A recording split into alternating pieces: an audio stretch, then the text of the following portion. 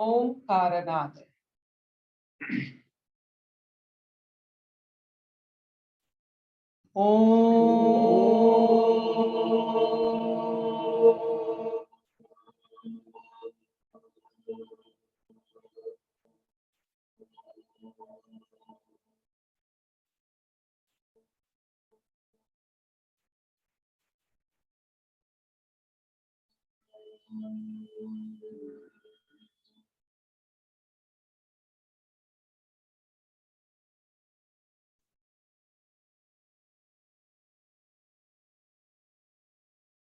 ओंकार नाद में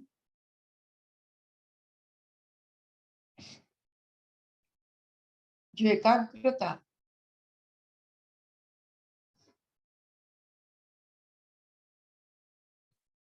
अनुभूति होती है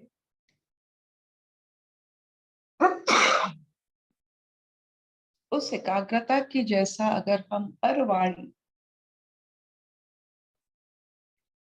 एकाग्रता से उत्पत्ति हो, ताकि हमारा सोचने का ढंग, उसे शब्दों में बयान करने का ढंग, इसमें सत्यता हो। जैसे ओंकार एक सत्य है, इसमें कोई मैल नहीं है, मलिन कुछ नहीं है। आपकी नाद से, आपकी शरीर से इस नाद जैसे सत्य की परिभाषा है।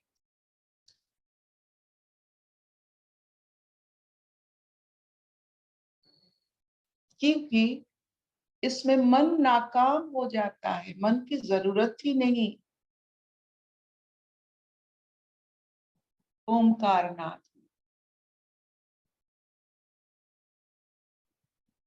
अगर हमारी हर वाणी सत्य से,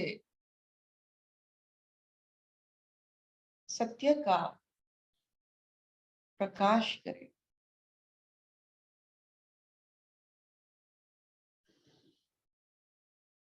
तो उस हर वाणी जो मन से नहीं निकलता हो, चित्त से निकलता हो, आनंद से निकलता हो, जहां मन खत्म हो जाता हो, ऐसे वाणी अगर हम अपने जीवन में व्यवहार करें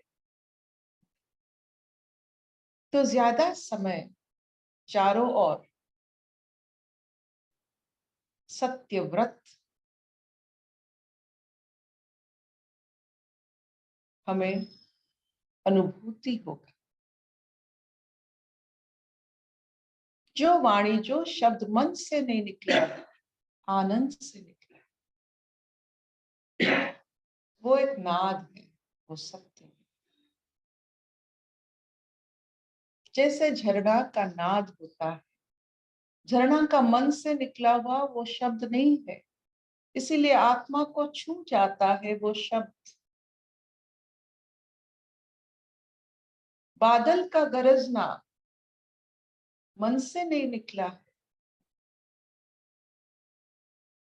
तो हर प्राकृतिक कोयल का भी वो आप देखो, वो मन से नहीं निकलता है। जो आनंद से निकला हुआ हर शब्द, हर वाणी सत्य है और आत्मा को छू जाने वाला।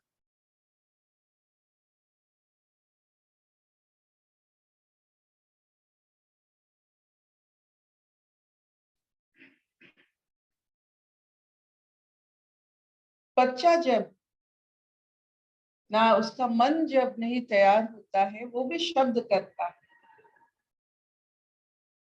उस शब्द में इतना मिठास होता है कि माँ की पीड़ा, घर की जो भी गृहस्थ का जितना बोझ, कहाँ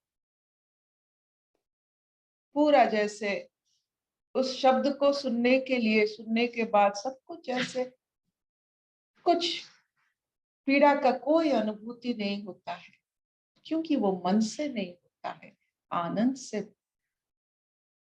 किया हुआ वाणी होता है। उसकी अर्थ ना हो, भले ना अर्थ हो, झरना का क्या अर्थ है,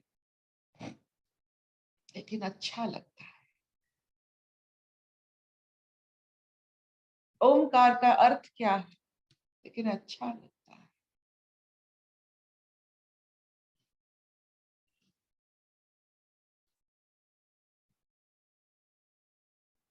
झरना का नाच जैसा हमारे शब्द भी ऐसे होने चाहिए, जिसमें मन की कोई उसमें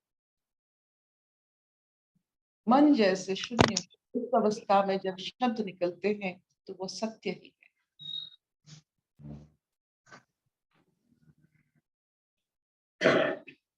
तो आज के सत्य, कृष्ण बड़े आनंद से अपने सखा की सारथी बनकर निकले हैं।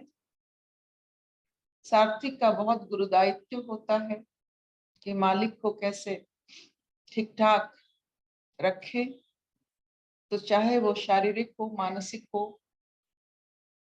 तो युद्ध तो शारीरिक तौर पर होता है और मानसिक तौर से शुरू होता है युद्ध। कृष्ण अर्जुन की ये विषाद देखकर थोड़ा सा चिढ़ जाते हैं। ऐसे समय में ऐसे बात, गुरु चंडाल योग की बात हो रही है। तो आज देखेंगे, कल हमने पढ़ा था कि कैसे अर्जुन को वो आर्य, जो आर्य वो है, उसको कैसे वो उनके मन में वो आर्यव्रत के बारे में कैसे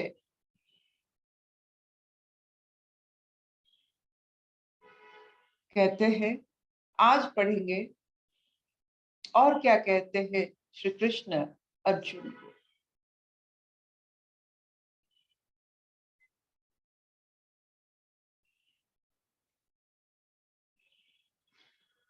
क्लैव्यम मास्म गमः पार्थ न एतत्त्वी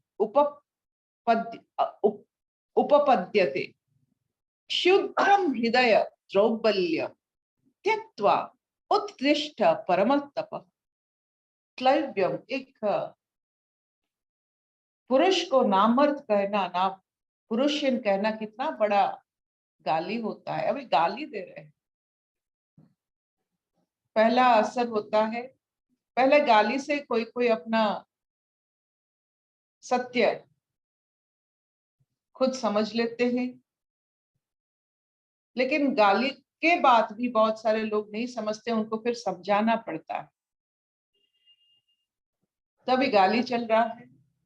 सबसे बड़ा गाली एक पुरुष के लिए नामर्द बोलना इंपॉर्टेंट, क्लैव्यम।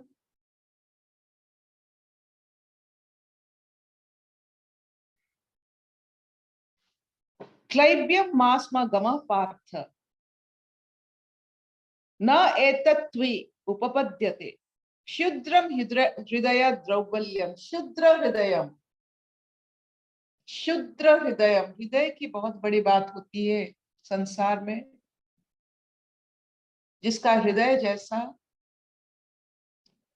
और हृदय किसका कैसा होता है, जिसका दान और पुण्य, जिसने हाथ का बहुत काम किया है, उसका हृदय भी बहुत बड़ा होता है। ये जो हाथ होता है, जितनी आपकी मुट्ठी होती है, आपका हृदय उतना ही होता है। जितना आपकी मुट्ठी उतना ही आपका हृदय का आकार होता है। तो आपने हाथ में जितना जितना काम किया है, उतना हृदय बढ़ता जा रहा है।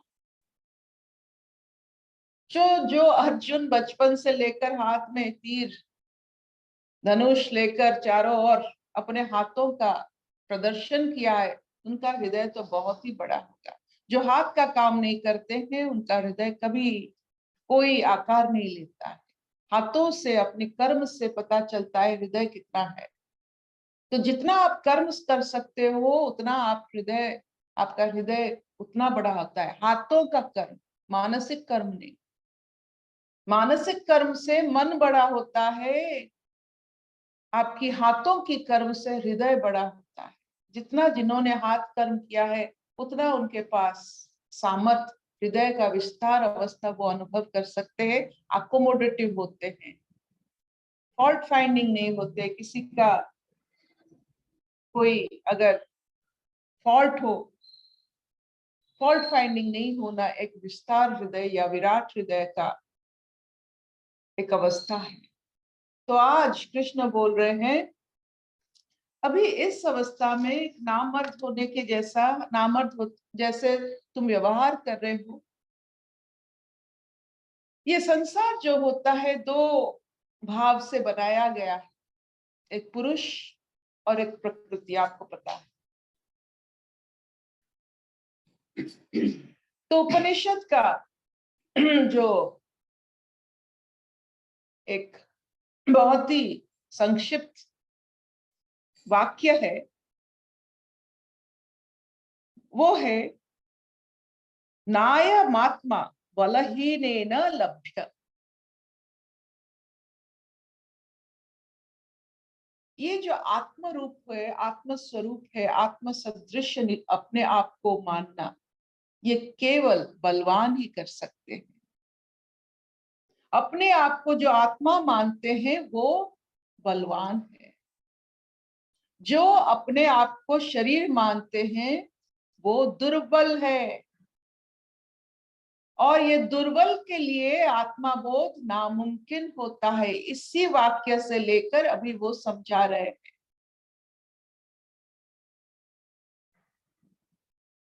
अपने सिद्धांत के बल पर अपना गाली होता है, गलौज होता है। तो कृष्ण की सिद्धांत है आत्मबोध सिर्फ उन लोगों को प्राप्ति होती है जिसमें बल है। बलवान को, शारीरिक को मानसिक बलवान को ही आत्मबोध प्राप्ति होती है। पुरुष और प्रकृति की जो नियम होती है, पुरुष प्राप्ति होती है। तो अभी जो वो उनको नापुरुष कह रहे हैं, इसका मतलब है वो आत्मबोध जिसमें नहीं है वो नापुरुष नामर्द है।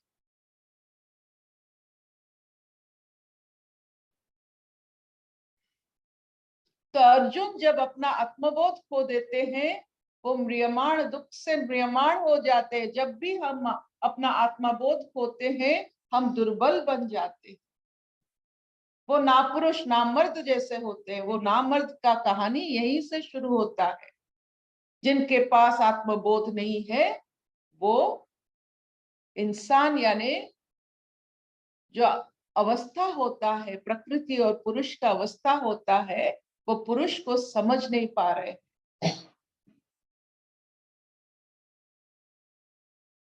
क्षुद्र हृदयम, ये बहुत बड़ी गाली है। मीन माइंडेड, मीन माइंडेड मतलब अपने मन को इतना सलाहना कि अपने मन की बात ही सिर्फ सुनना।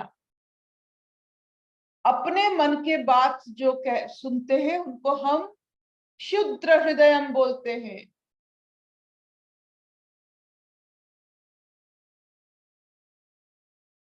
क्योंकि अपने हस्त कर्म से, हमने एक बार एक श्लोक जरूर कहा था, जहां आपकी हस्त यानी आपकी हाथ रहता है, यथा हस्तो तथा दृष्टि, यथा दृष्टि तथा मनो, यथा मनो तथा भाव, यथा भाव तथा रस। तो हाथ से शुरू होता है। आपकी हाथ जहां, आपकी दृष्टि वहां रहेगी ही रहेगी। जहां दृष्टि होती है वहां मन शुरू हो जाता है। जब वहां, जहां मन शुरू होता है वहां भाव होती है। जहां भाव होती है वैसा रस आपके जीवन में रहती है। तो सृष्टि सब हाथों से ही होता है। ये हाथ जो होते हैं इसमें बहुत बड़े, सूक्ष्म हो या स्थूल हो, उसके साथ बहुत बंधन है। ये जन्म का, पर जन्म का आपकी बल इस इन हाथों पर निर्भर करता है, हस्तकर्म पर, स्किल पर। जितना आप उंगलियां, इसीलिए कहते हैं कराग्रे वसते लक्ष्मी, आपकी लक्ष्य कराग्रे में है, कर की अग्र में ये, तो ये हाथ की बहुत बड़ी मायने होता है। ये हाथ की हर क्रिया, आपकी दृष्टि, आपकी मन, आपकी भाव, आपकी रस, ये सब हर क्रिया है इस हस्त से, इस उंगलियों से बनता है। तो गांडीव चलाने वाला उंगली कैसा गांडीव तो चलाया है रे, कि you have a mean mind, क्षुद्र हृदय, और जो जिसके पास क्षुद्र हृदय है वो किसी की काबिल नहीं है, ना इस संसार की ना उस संसार की।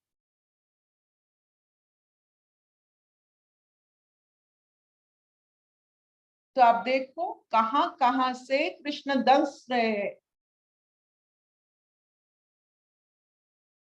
आत्माबोध तुम्हारे पास नहीं है अर्जुन, तू ना पुरुष ना मर्द है। क्षुद्र हृदय, तू मीन है, यू आर मीन माइंडेड, तुम्हारा मन तुम्हारे ऊपर हावी हो रहा है, सत्य से तू बहुत दूर हो चुका है।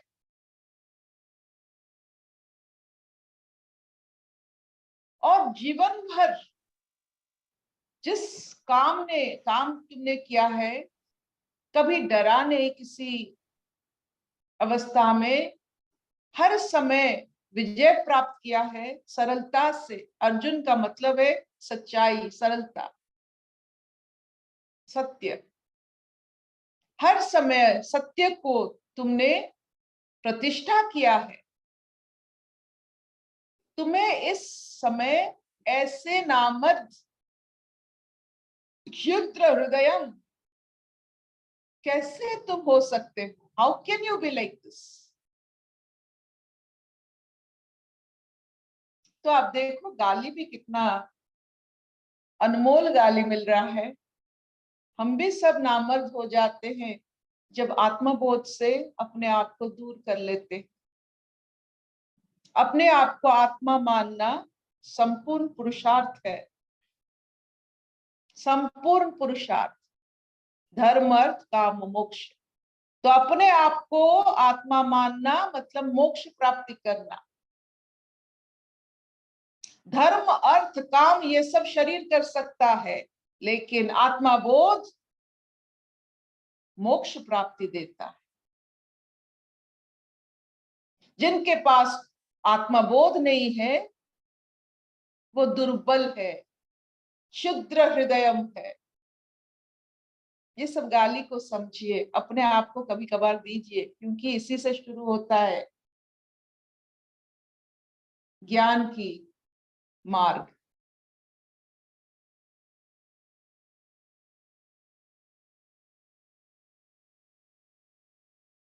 जैसे चावल जब खीर बन जाता है, मीठा तो जरूर लगता है, अच्छा तो लगता है, और उसी से कुछ नहीं होता है। खीर से आप कुछ और बना सकते हो, एक बार बन गया और कुछ नहीं बन सकता है। ऐसा होता है दुर्बल हृदय। दुर्बल हृदय में ऐसा होता है, एक बार आपने ऐसे खीर जैसे बन गए, आप कुछ नहीं बन सकते हो। जब तक चावल हो कुछ भी बन सकते हो, एक बार खीर बन गए और कुछ नहीं बन सकते हो। संसार में जब तक आप चावल हो, अब कुछ भी बनने का आप में सामर्थ होता है। जब तक आत्मबोध है तब तक आप कुछ भी बन सकते हो। अगर एक बार आप में शरीर बोध आ गया और कुछ बनना नामुमकिन है।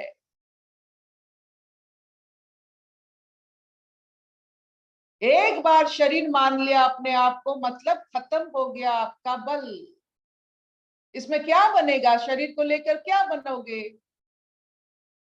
जब तक आप पोटेंशियल एनर्जी हो, आत्मबोध में हो, आप कुछ भी बन सकते हो। तो शरीर में अगर आप, शरीर है आपका, तो आत्मबोध से शरीर को चलाइए। अपने आप को शरीर मानकर नहीं, आत्मा मानकर शरीर को चलाइए। ये हुआ कृष्ण की आह्वान। अपने मित्र, अपने पुरुष जो अर्जुन, उनको वो आवाहन कर रहे, अरे तू आत्मबोध में रहे, शरीर बोध में तू खो जा रहा है, निर्बल हो जा रहा है, क्लिप्य हो जा रहा है। और एक ऐसी उपनिषद की सृष्टि है कि जो दुर्बल है, जो खीर बन गए हैं, जो अपने आप को शरीर मान लिए हैं, जो निर्बल हो गए हैं, ना इस जन्म, ना इस सृष्टि, ना ये धरा उनके लिए है, ना वो धरा उनके लिए है, ना अगले जन्म उनके लिए।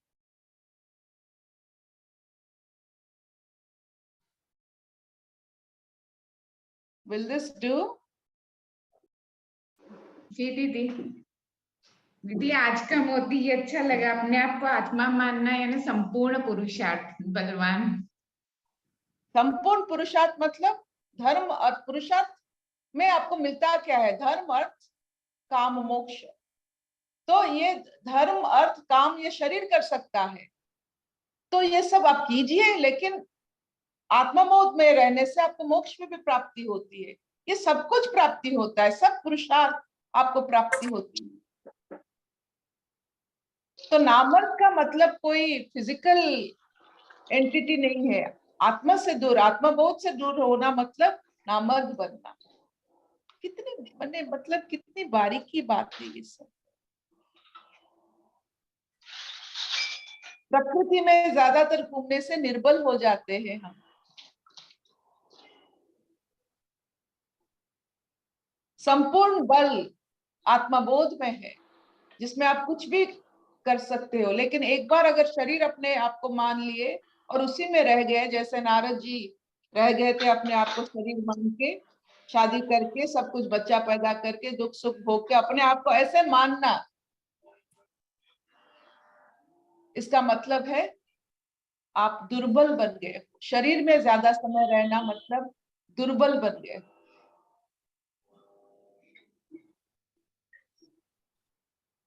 छबिनानी चौड़ीवर्ती की। हाँ हाँ बहुत बढ़िया। आज मेरे बेटे का फिजिक्स इम्तिहान शुरू हो रहा है, प्रैक्टिकल। थोड़ा ब्लेस से will be going to give +2 practical. क्या खुशी थी।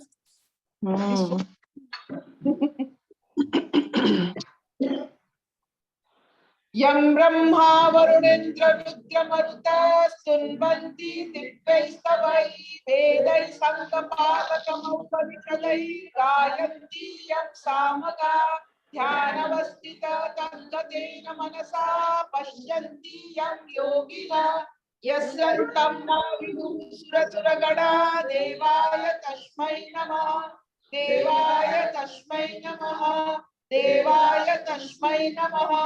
मुखं करोति वाचालं पंगुलंघयते यत्कृपातमहं वन्दे परमानन्दमाधव परमानन्दमाधव परमानन्दमाधव। So this finishes the class. Take home note. आप कहाँ हो? निर्बल हो, बलवान हो, वो आपकी स्थिति की वजह से होते हो। आत्मबोध से सब कुछ, आप सिर्फ शक्ति होते हो, एनर्जी होते हो, कुछ भी कर सकते हो। एक बार शरीर बोध में आ गए तो निर्बल हो जाते हो।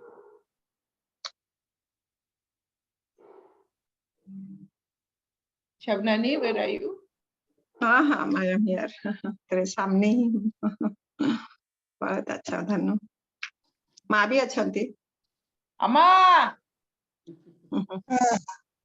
अम्मा नमस्कार नमस्कार नवो नमस्कार। अम्मा अम्मा अम्मा Ama.